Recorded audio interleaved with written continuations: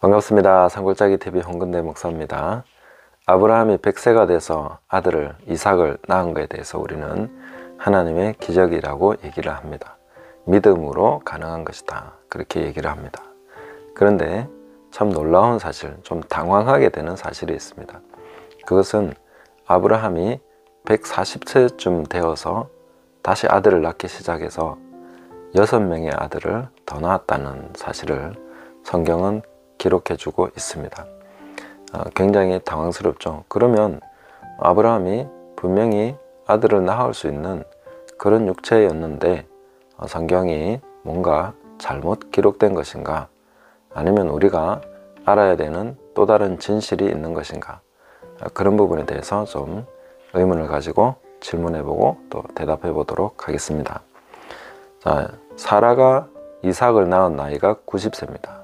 그리고 그 사라가 127세를 살고 돌아가셨는데, 그러면 이삭을 낳고 37년을 더 살았습니다.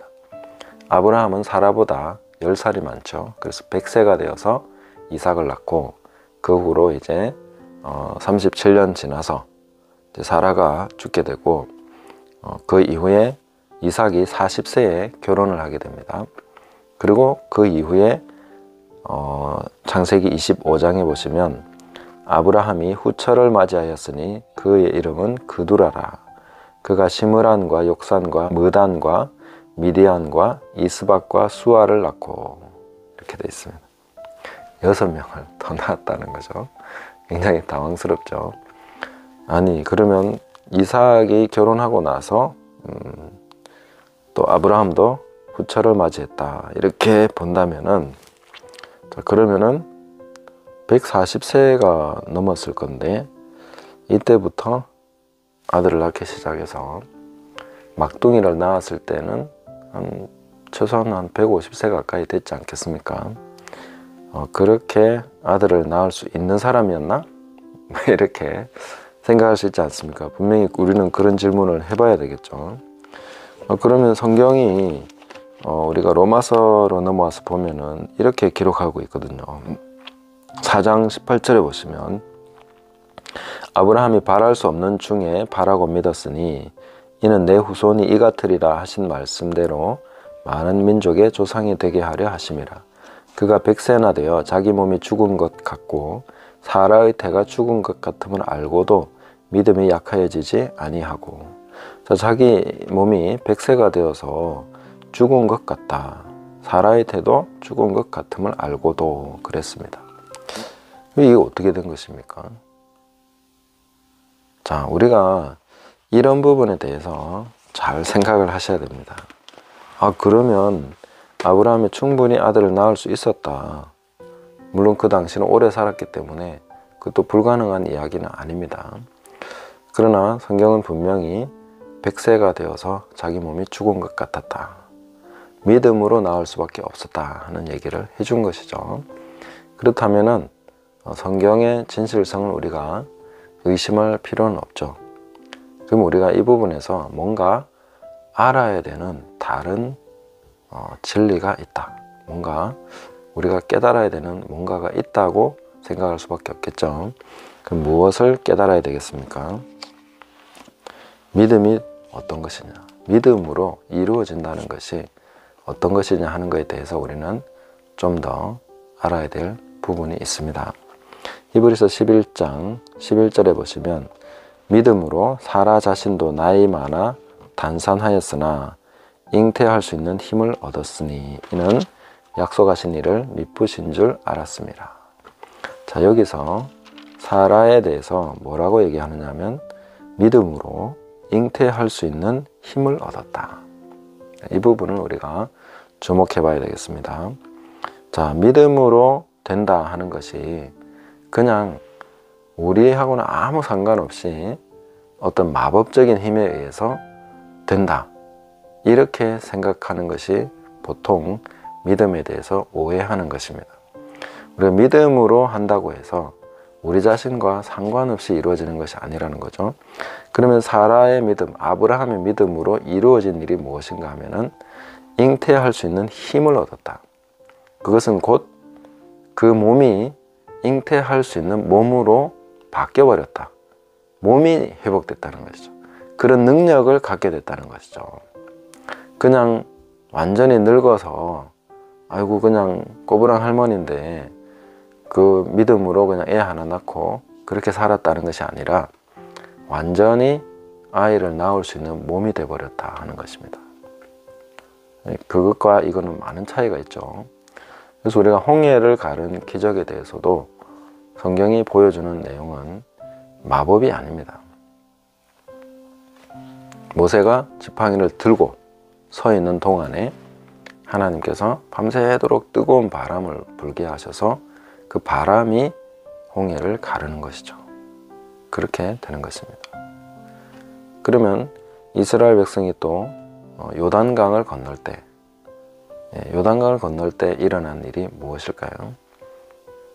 그것은 바로 요단강이 한 번씩 막히는 때가 옵니다. 그 야복강에서 엄청난 토사와 나무들이 떠밀려 내려와서 한 번씩 탁 이렇게 요단강이 끊어지는 시간이 있습니다. 그것이 제사장이 발을 디디는 그 순간에 저 위에서 일어난 일입니다. 그래서 하나님은 자연적인 것과 그 카이로스의 시간을 맞추어서 역사에 나가신다는 것이죠.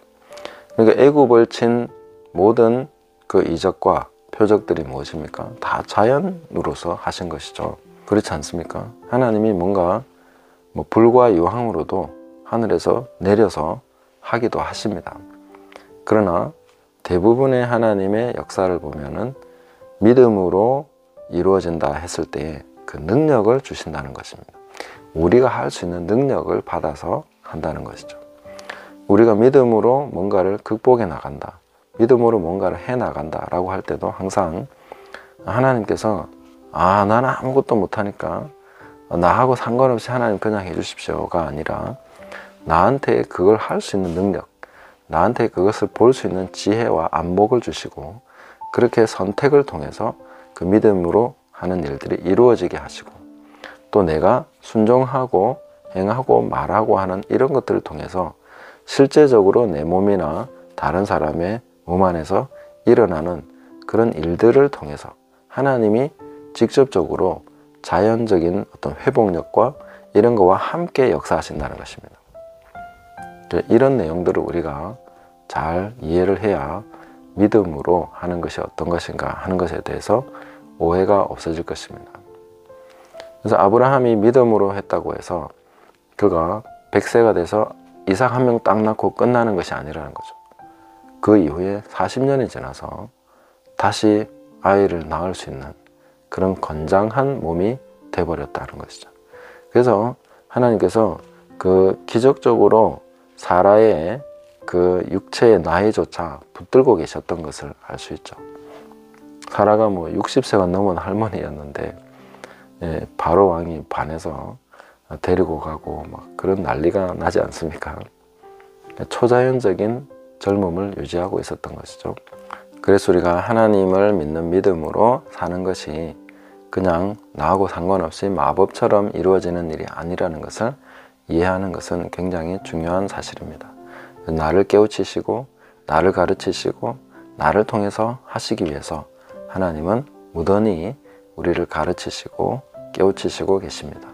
이런 모든 과정 속에서 우리가 하나하나 터득해가고 깨달아가고 믿음으로 하나님과 동행하는 그런 일들을 우리가 배워가야 될 것입니다. 그럴 때에 우리 삶 가운데서 하나님이 하시는 일이 더욱더 풍성하게 나타나게 될 것입니다.